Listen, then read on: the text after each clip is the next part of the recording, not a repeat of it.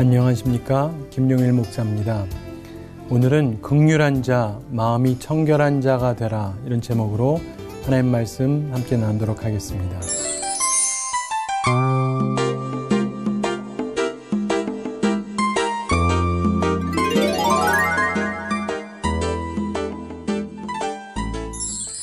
저희가 어린 시절에 국어라는 사람들에 대해서 학교에서 선생님께서 그런 사람들 돕지 마라, 그러면 자력으로 일어나지 못한다, 이런 얘기를 하시는 걸 간혹 들은 적이 기억이 납니다. 교회에서는 그렇지 않고 사람들을 도와줘서 누가 와서 국어를 하거나 그러면은 일정 금액으로 도와주는 것을 제가 어려서부터 보면서 자랐습니다. 이것은 한국뿐 아니라 어느 나라나 가지고 있는 숙제인데요. 언제나 가난한 사람이 있기 때문에 그렇습니다. 미국 뉴욕에 가면은 거기에도 홈레스들이 꽤 많습니다. 그래서 집이 없고 이렇게 다니는 사람들이 있는데, 그런 사람들이 국어를 할 때 돕지 않는 사람도 있고 또 돕는 사람도 있습니다. 그런데 우리에게 참 도전되는 것 중에 하나는 Habitat for Humanity라고 하는 단체입니다.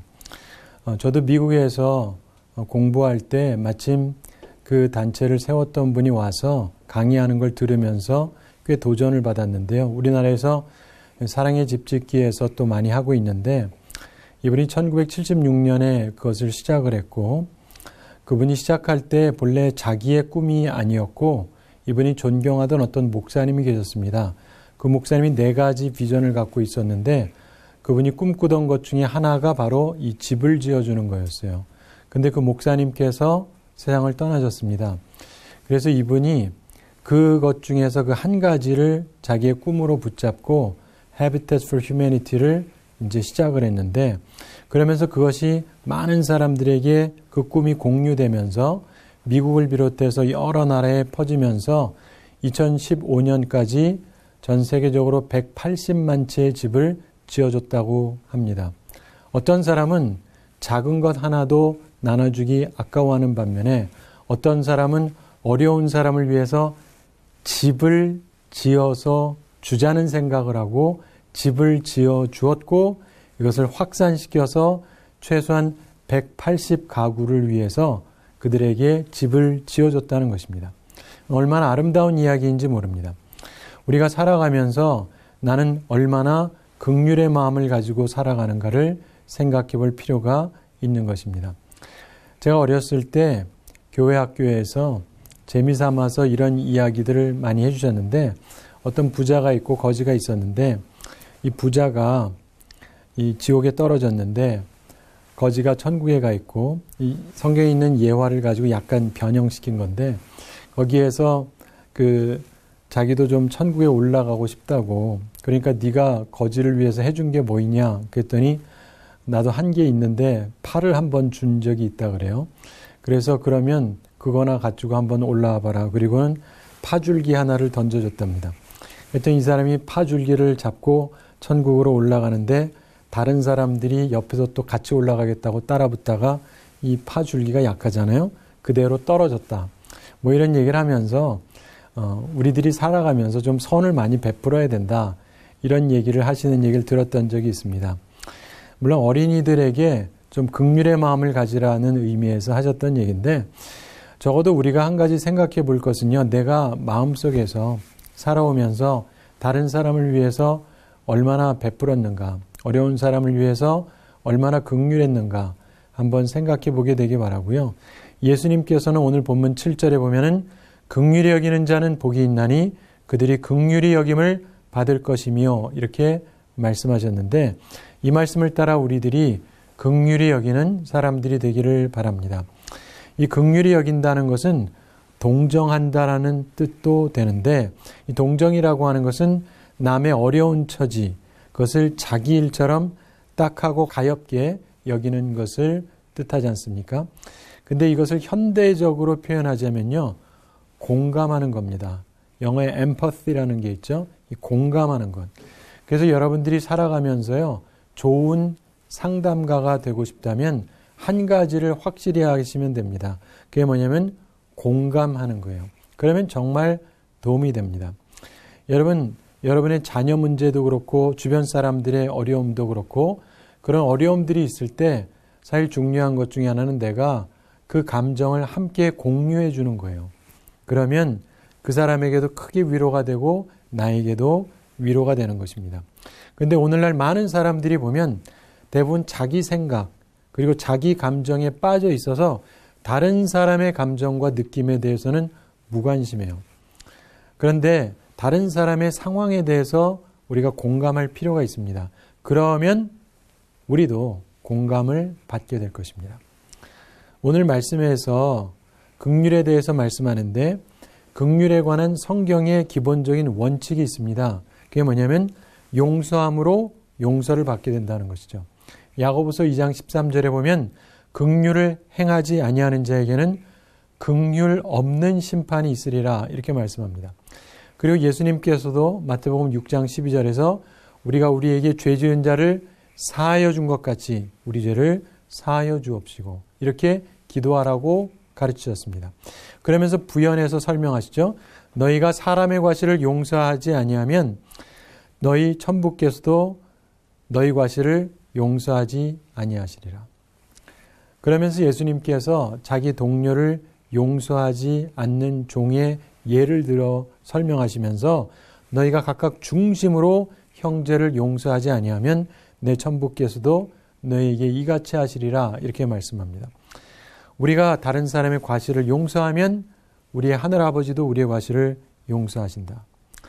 그러나 우리가 다른 사람의 과실을 용서하지 아니하면 하나님도 우리의 과실을 용서하지 않는다.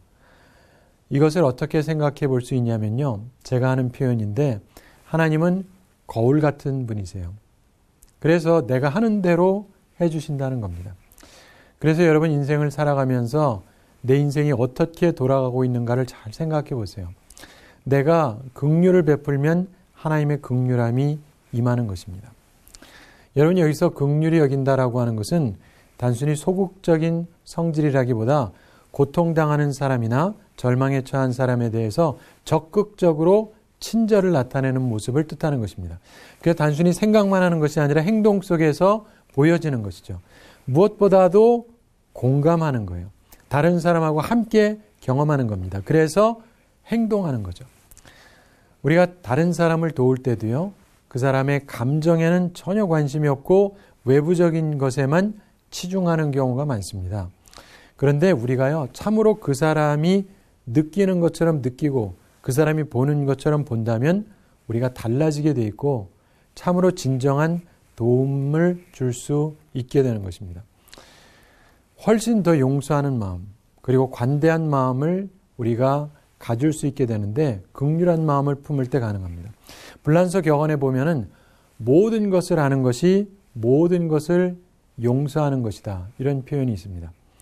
그 사람이 그렇게 하는 데는 그만한 이유가 있다는 거죠. 그래서 우리가 긍휼의 마음을 가지고 공감하는 마음을 가질 필요가 있습니다. 여러분 우리 한국에도 지하철이 있지만은 미국에도 지하철이 있습니다. 근데 한 번은 한 남자가 아이들하고 지하철에 탔어요. 근데 그 아이들이요 너무 시끄럽게 굽니다. 그런데 그 아버지 같아 보이는 이 남자가 아이들이 그렇게 시끄럽게 하는데 전혀 신경을 쓰지를 않아요. 그래서 그걸 보다 못한 어떤 사람이 그 남자를 향해서 말했습니다. 저 아이들 당신 아이들이죠? 그 아버지 되는 사람이 그렇다고 말했습니다. 그랬더니 그 사람이 꾸짖으면서 말했습니다. 당신 자식이 이렇게 시끄럽게 구는데 좀 자제시켜야 되지 않습니까? 그랬더니 그 남자가 놀래서 이렇게 살펴보더니 죄송합니다. 그러면서 이 사람이 이렇게 말했습니다. 제가 지금 다른 생각하느라고 아이들이 이렇게 시끄럽게 구는 것도 몰랐습니다. 죄송합니다. 사실은 조금 전에 아이들 엄마가 죽었는데 제가 상심해서 아무 생각을 못했습니다. 그러더랍니다. 알고 보니까 그 남자가 아이들이 시끄러운 것을 그냥 두는 것이 그때에는 충분한 이유가 있었던 것이죠. 사랑하는 성도 여러분, 우리가 살아가면서요, 긍휼히 여길 줄 아는 사람, 공감할 수 있는 사람, 이런 사람들이 되기를 바랍니다. 우리가요, 긍휼히 여기면서 살면은 우리들의 마음이 넓어지면서 특별히 예수님을 닮아 살게 되는 것입니다. 왜냐하면 예수님께서 사셨던 삶이 긍휼의 삶이셔서 그래요. 예수님께서 성육신하셨다 그러지 않습니까? 인카네이션 했다. 예수님께서 육신을 입으셨다. 이 땅에 오셨다. 그래서 우리와 똑같이 체휼하셨다는 겁니다. 그렇기 때문에 우리들이 남을 긍휼히 여길 때 예수님을 닮게 되는 것입니다. 예전에 영국의 유명한 여왕 빅토리아 여왕이 그 남편 엘버트가 죽었습니다. 그래서 과부가 됐어요. 근데 비슷한 시기에 툴로크 경이라고 하는 사람이 죽었습니다. 그래서 그 부인이 또 과부가 됐죠. 근데 빅토리아 여왕이 어느 날 갑자기 그 여인을 방문했습니다. 그러니까 이 부인이 딴 사람도 아니고 여왕이 찾아오니까 급히 일어나서 예를 갖추려고 했습니다. 그때 여왕이 이렇게 말했다 그럽니다. 아니, 일어나지 마세요. 내가 오늘 여기에 온 것은 여왕으로 온 게 아닙니다. 피차 남편 잃은 한 여자로서 위문을 왔을 뿐입니다. 그랬다 그러죠. 그래서 그 부인이 참 크게 위로를 받았다 그럽니다. 여러분, 도움받을 사람에게 긍휼을 베푼 사람은 그들이 도움을 필요로 할 때 그들 자신도 긍휼의 대상이 되는 것입니다. 야고보서 5장 11절에서도 이렇게 말씀하죠. 주는 가장 자비하시고 긍휼히 여기시는 자이시다. 잘 아시는 대로 예수님께서는 소망 없는 인류를 긍휼히 여기셔서 인성을 취하셔서 우리 죄를 위해서 십자가에서 죽어주셨습니다. 정말 하나님께서는 가장 자비하시고 긍휼히 여기시는 분입니다. 우리가 예수님을 따르는 예수님의 제자들입니다. 우리들이 예수님의 제자답게 긍휼히 여기는 사람들이 되기를 바랍니다. 특별히 이렇게 긍휼히 여기는 사람들은 저희가 긍휼히 여김을 받을 거라고 예수님이 말씀하셨는데요. 여기서 그들이 강조되어서 이 원어에 설명이 되어 있습니다. 긍휼히 여기는 자가 복이 있는데 그들이 복이 있다. 주는 자하고 받는 자가 함께 복을 얻게 된다는 것입니다. 그래서 도움을 주는 사람도 그렇고 도움을 받는 사람도 그렇고 함께 복을 받게 됩니다. 예전에 한 일본 사람이요, 미국을 여행했습니다. 일본에서 어느 학교의 교장 선생님이었는데 미국을 여행했는데 마침 12월 달에 여행을 했습니다. 눈 덮인 시골역에서 이분이 마침 기다리고 있는데 어떤 차 한 대가 지나가다가 서요. 그러면서 묻습니다. 어느 쪽으로 가세요? 태워드리겠습니다. 그래서 마침 안 그래도 차를 구하기도 쉽지 않은 상황이라 태워주니까 고맙다 그러고는 그 차를 탔습니다. 탔는데 목적지가 거기에서요. 차로 1시간이나 걸리는 데입니다. 그런데 이 사람이 1시간이나 걸리는 데를 그대로 데려다가 줬어요. 그리고는 뭐 답례를 받는 것도 아니고 그러면서 이 일본 교장이 물어봅니다. 성함이 어떻게 되세요? 그랬더니 이 미국 사람이 자기 이름도 얘기하지 않고 웃으면서 그냥 한마디 하더랍니다. 오늘이 무슨 날인지 아십니까? 12월 7일입니다. 그러더래요. 12월 7일은 일본이 진주만을 공격한 날입니다. 이러더래요. 미국 사람이. 그러면서 그가 이렇게 얘기하더랍니다. 우연찮게 일본 분을 돕게 돼서 기분이 좋네요. 그러면서 그러더랍니다. 당신도 앞으로 어려움 당하는 사람 있으면 도와주세요. 그리고 떠났답니다. 그 일을 겪으면서 이 일본 교장이 인생 시각이 바뀌었다 그래요. 자기들에게 정말 원수같이 대해야 되는 사람이 오히려 자기가 눈이 오는 날 어떻게 해야 될지 모르는 때에 자기를 불쌍히 여기서 긍휼히 여겨주는 마음을 보면서 그의 인생 시각이 바뀌었다는 겁니다. 사랑하는 성도 여러분, 우리들이 살아가면서요. 진정한 천국 백성으로 살아가려면, 천국 복음으로 살아가려면 세상을 비판으로만 보고 세상을 나쁘게만 봐서는 행복할 수가 없습니다.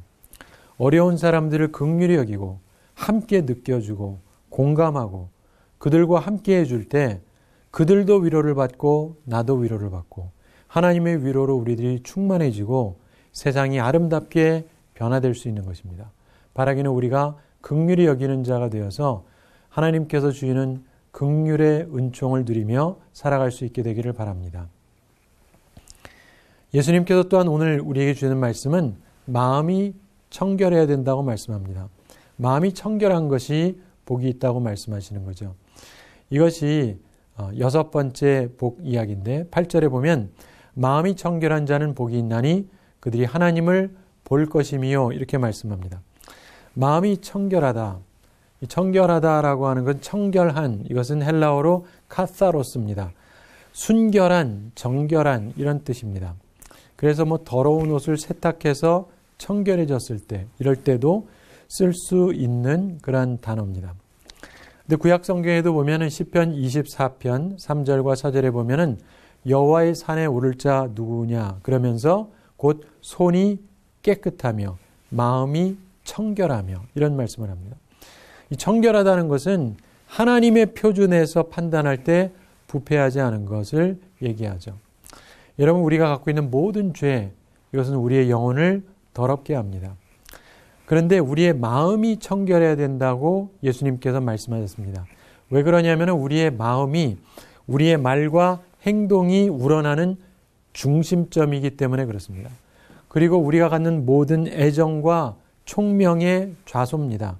그래서 우리들의 마음을 잘 지켜야 되는데 우리들의 마음을 정결하게 삼아야 된다는 것입니다.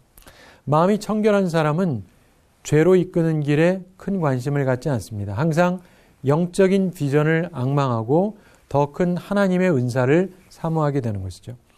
우리 모두가 마음이 청결한 사람들이 되기를 바랍니다.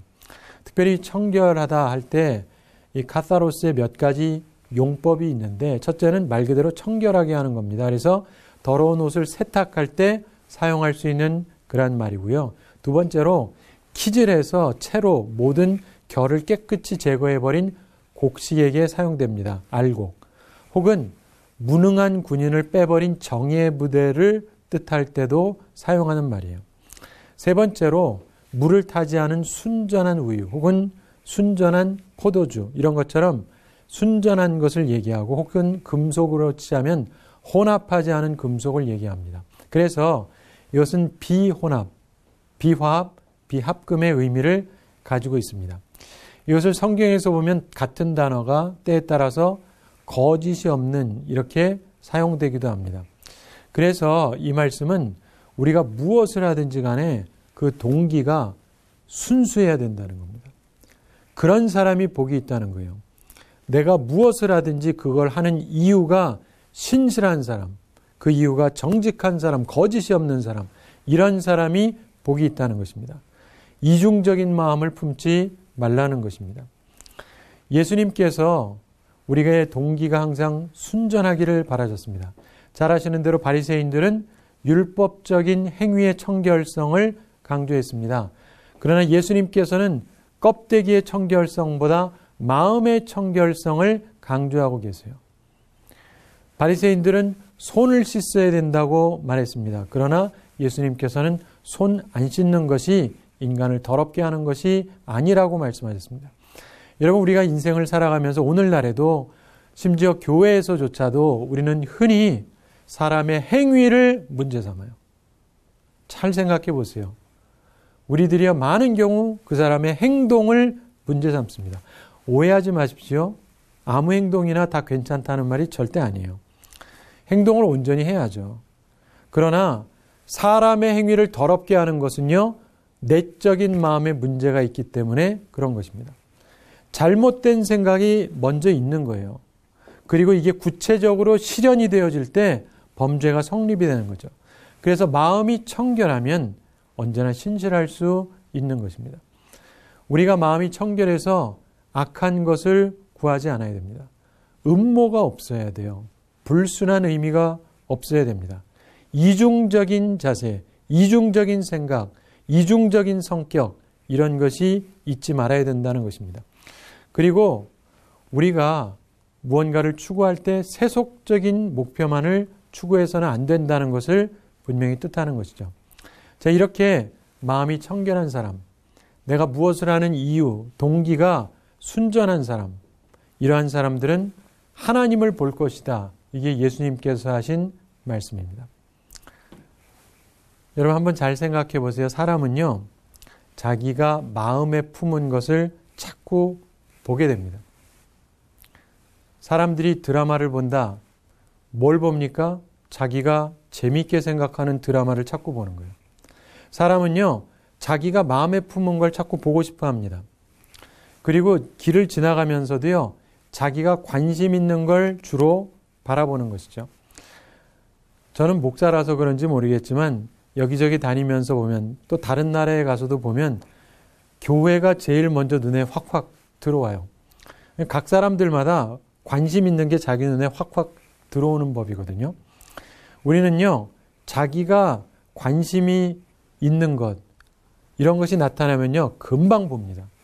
근데 관심 없는 거는요, 널려 있어도 잘 보지를 않습니다. 그런 면에서 누가 하나님을 보느냐? 모두 다 하나님을 보고 싶다고 얘기하는데 예수님이 말씀하세요. 모두가 하나님을 보는 게 아니다. 대부분의 사람들이 하나님을 못 본다 그러죠. 못 볼 수밖에 없습니다. 왜냐하면 마음이 청결하지 않기 때문에. 동기가 순수하지 않기 때문에 하나님을 만날 수도 없고 하나님의 말씀을 들을 수도 없고 하나님의 임재를 느낄 수도 없는 것입니다. 마음이 청결한 자는 복이 있나니 저희가 하나님을 볼 것이며, 이것은 동시에 경고가 되기도 하는 말씀입니다. 마음이 청결하지 않은 사람은, 이중적인 마음으로 오는 사람은 하나님께서 자신을 알리지 아니하신다는 것입니다. 우리가 하나님의 전에 나온다 할지라도 우리들의 마음속에서 이중적인 마음을 품고 나온다라고 한다면, 우리들의 마음에 순전한 마음이 없다라고 한다면 하나님은 자신을 계시해 주지 아니하실 것입니다. 우리가 하나님의 은혜로 우리들의 마음이 깨끗하게 보존이 되든지 우리들이 정욕으로 마음이 더러워지든지 하게 되는 것입니다.